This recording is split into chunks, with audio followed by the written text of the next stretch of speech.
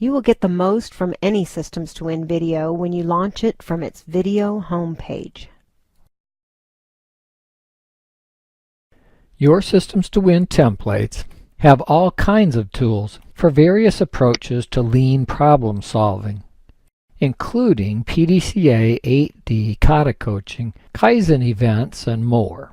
But if you had to choose just one problem solving method, your A3 report would be a great choice.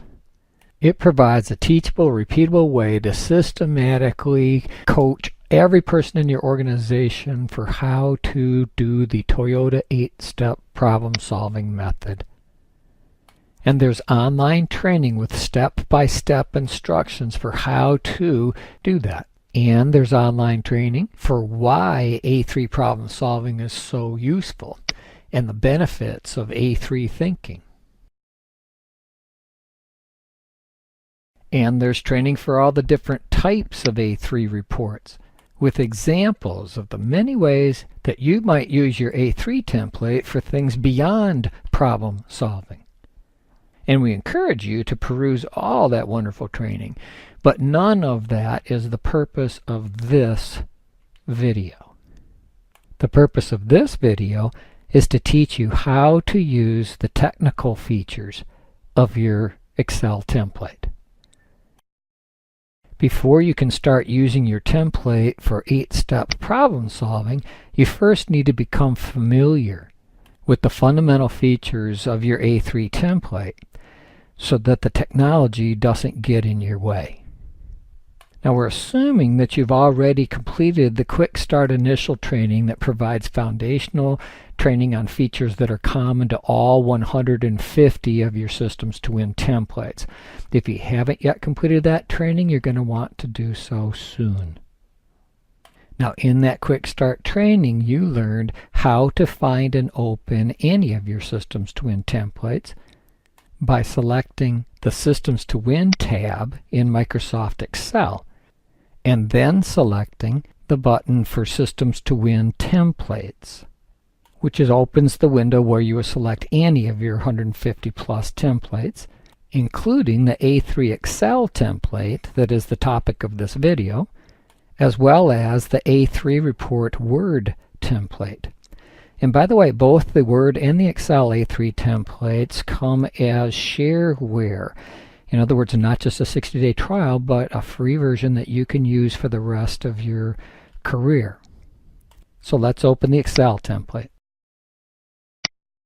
And that opens up to a help worksheet that's organized the exact same way as the help sheet for every one of your 150 plus templates. And there's a sample sheet that shows a sample of what a finished document might look like. And when you're done studying the sample, you go to your Systems to Win tab and click the button to open a blank sheet, which opens a blank sheet where you will do your real work. But let's not rehash the entire Quick Start training. Let's get on with showing you those features that are most important for you to get the most from this unique template. So back on our training page, so once you have found and opened your template, your next step is to save it and store it using your usual document storage and naming conventions, and then learn how to view it using either View Normal or Page Break Preview.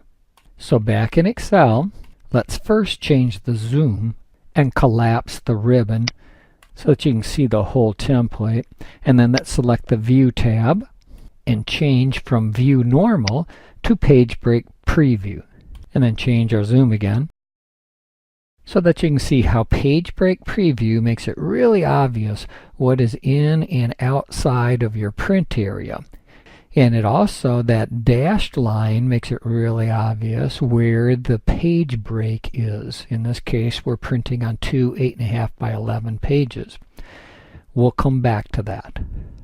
Now normally you will want to view normal, which makes it easier to see the help and training that is outside of the print area.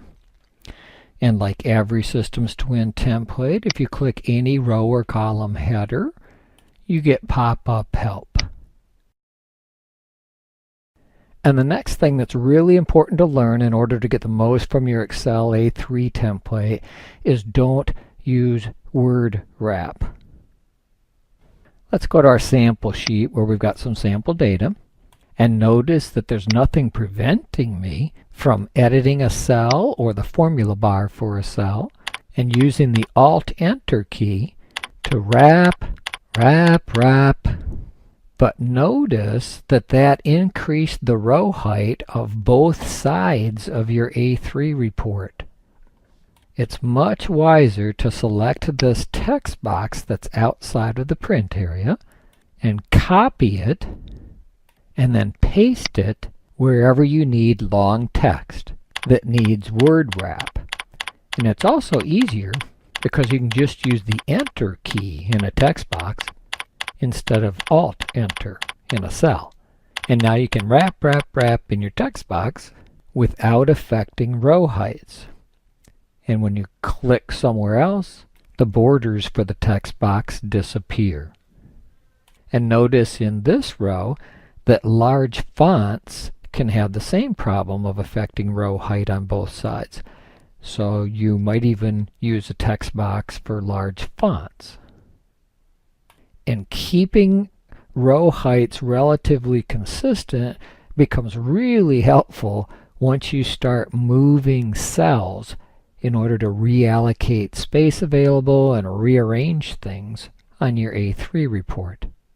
So for example, let's say that on my A3 template I want more space for countermeasures and less space for the implementation plan. So I select the cells that I want to move, hover my mouse over the edge of my selected cells until my cursor turns into four-sided cross arrows, and then right-click and drag to where I want those cells moved. And when I release my right mouse button, I select Shift down and move. And there you go. Now there's more space for countermeasures, less for the implementation plan. And let's go to the Sample tab to show how we might select this third item and do the same thing. Hover our mouse over the edge of the selected area, and then right-click and continue holding the right mouse down as we drag. And when we release the right mouse button, we select Shift down and move. And now that third item is now our first item in our list. So let's change the numbering in the cells in that first column. And there you go. If you keep row heights consistent, it's real easy to rearrange. So next, let's learn how to set up your printer. Now an A3 report is usually printed on A3 size international paper, or in the United States 11 by 17 paper. But a lot of times you don't have a printer that's capable of printing that size paper. So your A3 template is also designed to allow you the option to print two side-by-side pages that you might tape together. Or you might want to use your plotter to make wallpaper out of your A3. How do you do it? For two side-by-side pages, you don't have to do anything. It's the default, you're just ready to go. Let's see that for ourselves. Let's select View, Page Break Preview, and notice that that dashed line in the middle means that's where the page break is going to be. There's going to be two side-by-side pages. And when we select the Page Layout tab and select size A4 instead of 8.5 by 11, then notice that your template has been carefully formatted so that everything still is correct. The page break is still in the right place with either 8.5 by 11 or A4 paper. Now if you go changing column widths, then all bets are off. You want to design your own template, you go for it. If column widths are either smaller or larger by even 1 point, it's not going to work. Now, if you happen to have a printer that's a little different for whatever reason, you could manually grab that dashed line and manually move it. and that will force a hard page break where you want it. But that's going to screw you up if you later choose A3 or tabloid paper size. Well, here's a happy mistake. I have a printer that doesn't support large paper, so that doesn't even show up as an option. So what do?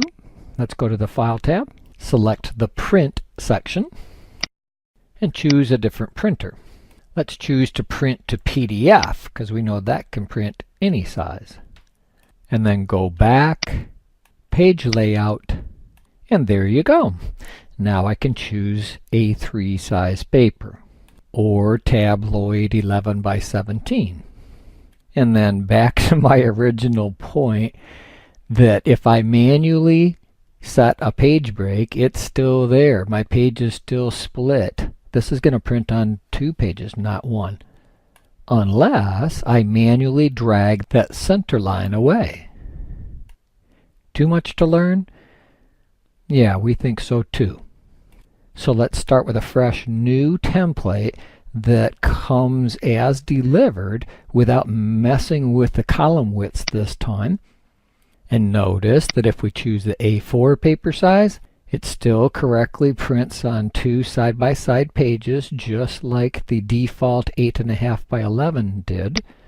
And if we choose A3 paper size, then notice that it's going to incorrectly print on 2 pages until we select Orientation, Landscape.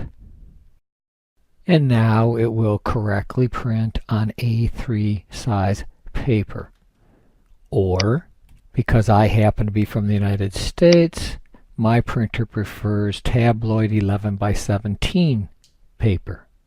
And your template is carefully formatted so that that will still work. If I want to go back to side-by-side pages, I can do that, as long as I also change the orientation back to portrait. Do your homegrown templates have training videos like this?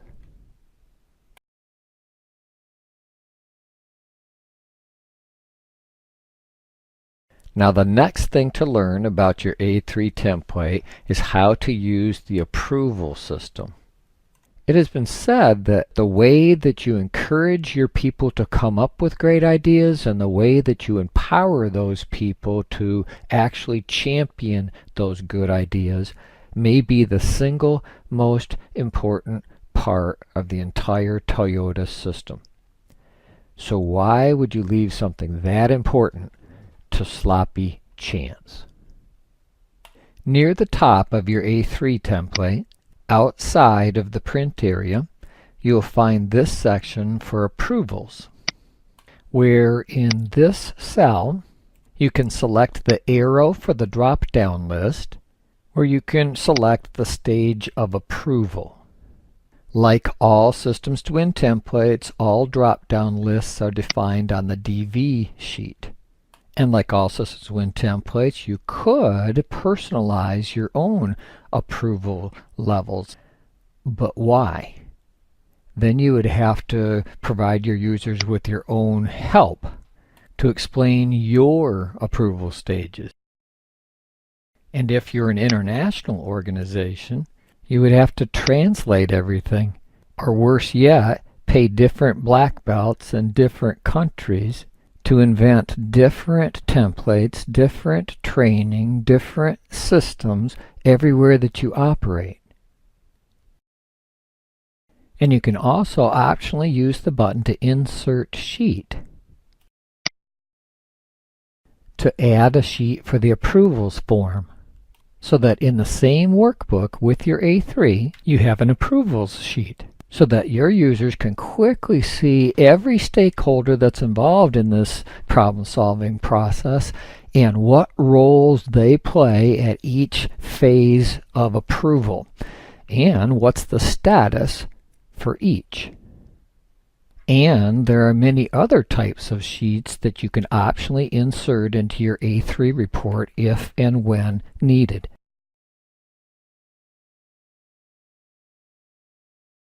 Now that you've become familiar with your A3 template, let's now quickly go through the 8-step problem-solving process from the perspective of the purpose of this video, which is to point out tips for your Excel template that will help you for each of those steps. Let's start with step 1, clarify the problem. The main technical tip for this phase is don't skip this part. If you are the mentor, then you are responsible to ensure that both paper and electronic archives are set up intelligently. Okay, back at the top of the A3 training page, let's go back to the problem-solving section and go to step 2, break down current conditions. Notice that your training has suggestions for which tools might be most helpful for each of the 8 problem-solving steps.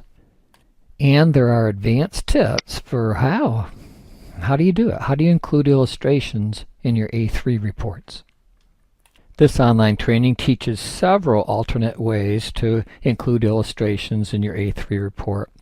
In this video, let's demonstrate 2 of the most popular. Let's say that you have a reasonable size flowchart that you want to reference in your A3 report. You first select the cells that you want to copy, and then in the Home tab, you select the drop-down arrow for Copy, Copy as Picture. And then in your A3 report, Paste, perhaps using the keyboard shortcut Control-V. This will paste a rather huge image of your screenshot.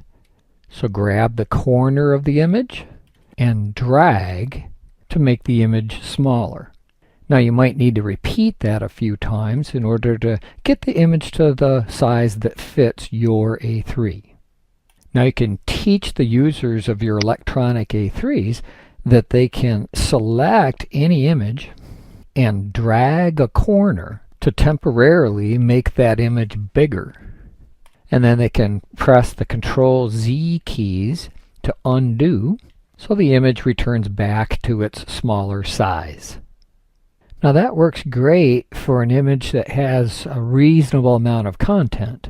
But what if the document that you want to reference is a huge swim lane functional flow chart, or a value stream map, or a Gantt chart that has way too much content to fit in a screenshot? What do you do then? You can either make a screenshot of your document the way we just showed you, or you can use one of the generic thumbnail images that you find on the Systems to Win website. Once you find the image that you want, you just right-click it, Copy Image. Then in your A3 report, you right-click, Paste Special, Paste as Bitmap. So that's a very small image file that keeps your Excel file size reasonable and provides a visual indicator to your A3 user that you have a value stream map that is related to this A3. But how do they get to it? How does your user drill down to see that value stream map?